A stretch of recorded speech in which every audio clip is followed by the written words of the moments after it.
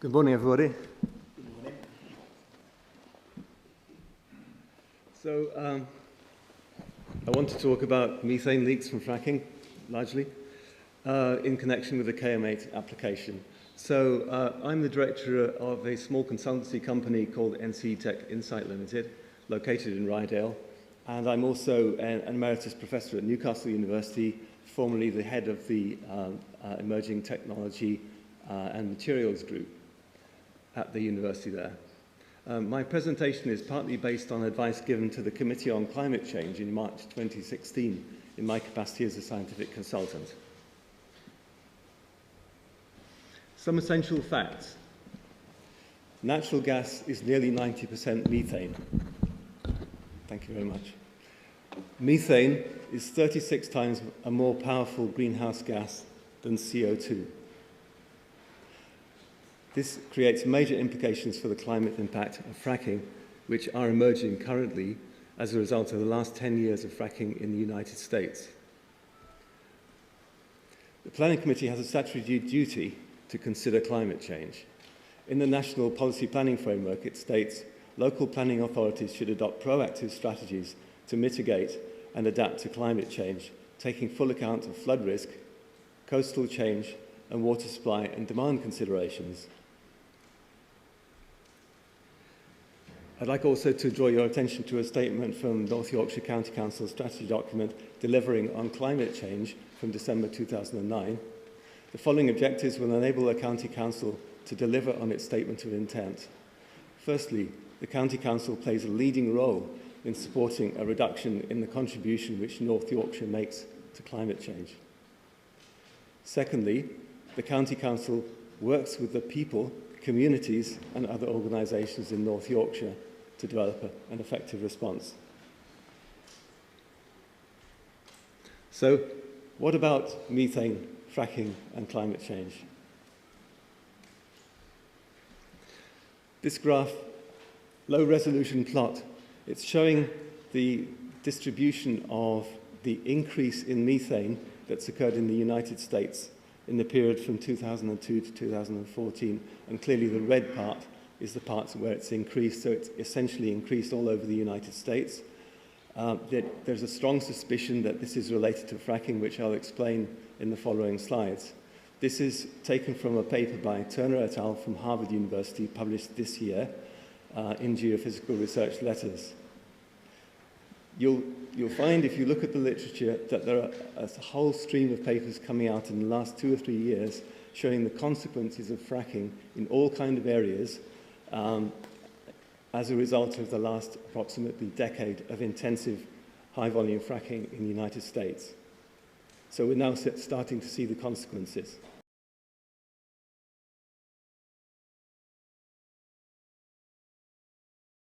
Zoom in on one part of the United States, back in oil and gas, unconventional oil and gas field in North Dakota, largely in North Dakota. And the dots are the wells, the production sites, and the coloured region, the green, yellow and orange concentric region that lies over that is the cloud of methane that's being produced from these wells. This is a satellite imaging that's been done over a period of years and then averaged, and it's a comparison of the emissions in the early time when fracking was just beginning with emissions later on when fracking had grown very greatly.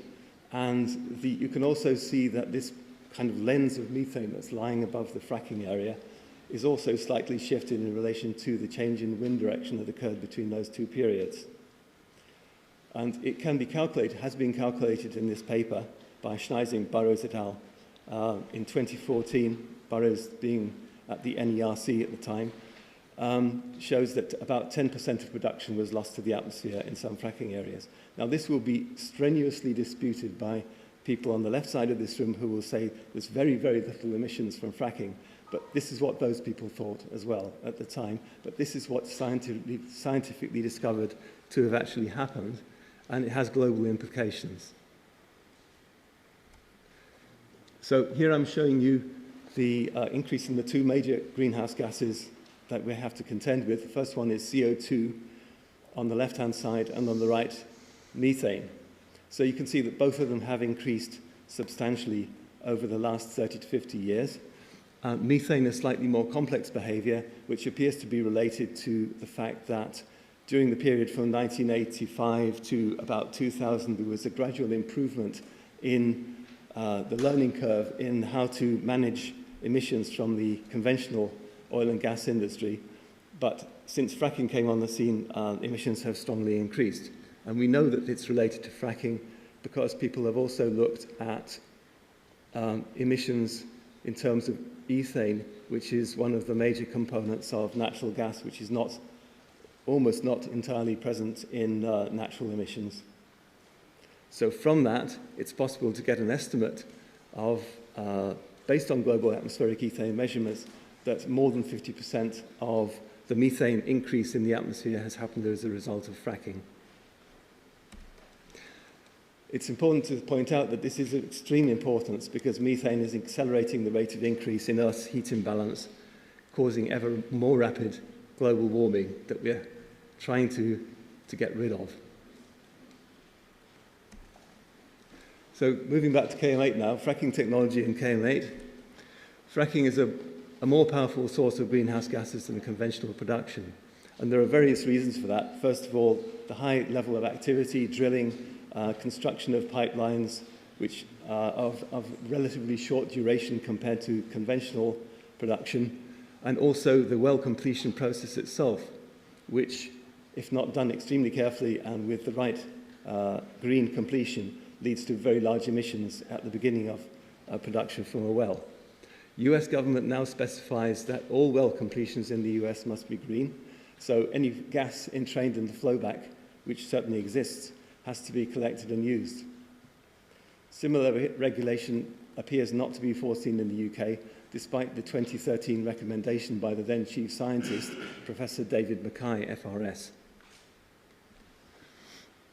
Research by the Environmental Defence Fund, again published very recently in December of last year, that's funded by the US oil and gas industry, but it involves US universities and research institutions.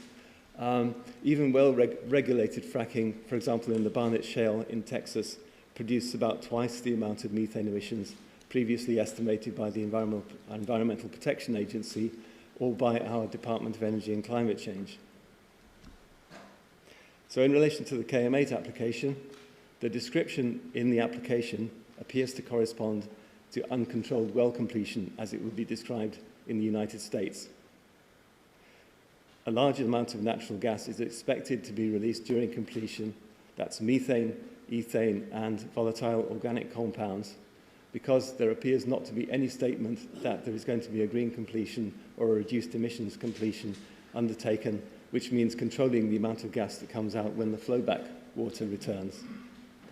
This way of operating has now been banned in the USA by the Environmental Protection Agency very recently in 2016 as a result of that recent research published in December of last year. So you can see that all the government policy ideas and all the ideas that the oil and gas industry has in the UK are founded on highly outdated information, which is liable to cause considerable problems. So I think it's safe to say that without green completion, the KM8 well completion is likely to substantially pollute the air around Kirby Misperton, contrary to the Planning Office's assessment. I think, furthermore, that it's wise to be sceptical when the UK oil and gas industry claims that regulations are, and emission controls will be, superior to those in the USA, because the USA has the experience, it's done the measurements, it's done the studies, and it's now taking strong and hopefully effective action to reduce emissions down to at least a more acceptable level, although they're still very substantial. In relation to the Kirby Misperton KM8 application, there's no reference to the methane emissions in the application, nor in publicity material released by Third Energy last Friday, the 20th of May, when this would have been a last chance to answer criticisms. Nothing about methane emissions, green completion, or reduced emissions completion, despite numerous written objections having raised methane and climate change issues. There's also no serious effort to monitor methane emissions.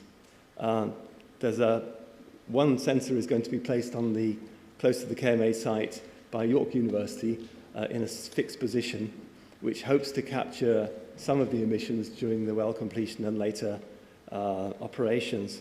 But it's just in a fixed position. It assumes that the wind is going to be in the prevailing direction. It's helpful to Kirby-Misperton because it roughly lies between the well and Kirby-Misperton, so at very high levels are seen that could perhaps be an early warning. But from the scientific and technological engineering point of view, there's absolutely no way with such a system to be able to measure what the total methane emissions from the well actually are, and therefore provide feedback to the industry for any future activities that might be required. In my opinion, having heard the arguments made on Friday and having thought and presented information to the Committee on Climate Change about this particular topic, having looked at the application myself, and having a background in technology and materials and being a competent academic, my opinion is that the applicant has inadequate plans for handling complex, challenging technology involved in fracking. Finally, I would just like to talk about, it's a difficult thing to talk about, but I think it's very relevant for your considerations, apparent bias in government advice on the benefits of fracking. I've just got 2 slides on this, and then I'll start to wrap up. DEC uses outdated 2007 figures from the Intergovernmental Panel on Climate Change, the IPCC, for methane's global warming potential. So up-to-date figures show 44% higher warming potential than used in the famous DEC report by Professor Mackay and Dr. Stone, which was subject to a DEC steering committee, which I think has possibly influenced the reasons why those numbers were chosen. Yes, 40% higher global warming potential, which means that fracked gas, in fact, is worse, not better, than imported conventional liquefied natural gas.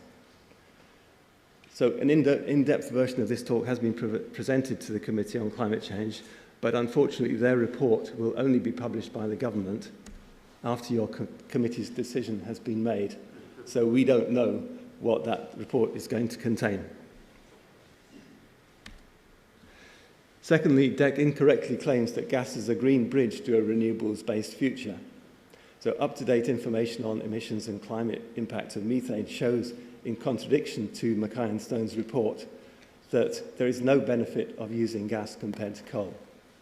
So I've shown 3 different scenarios on how the relative impact of gas to coal would vary over time after a switch from gas to coal. The bottom axis shows the time scale after changing, and if we go up 50 years out to 2070, we can see that even then, on a low, medium and high scenario for methane emissions, we're talking about either about the same or significantly worse than coal. And this doesn't even take account of the cooling effect of the sulfate aerosols, which are produced from coal burning, which of course are unpleasant, but they do have a beneficial effect on climate. This is taken from a report which I presented to the Committee on Climate Change, which again will be referred to when they publish their report. So the conclusion is gas is worse for climate than coal on any sensible timescale. So finally, I'd like to take you back to the 2009 document that the County Council works with the people, communities and other organisations in North Yorkshire to develop an effective response to the current and predicted future changes in climate resulting from greenhouse gas emissions.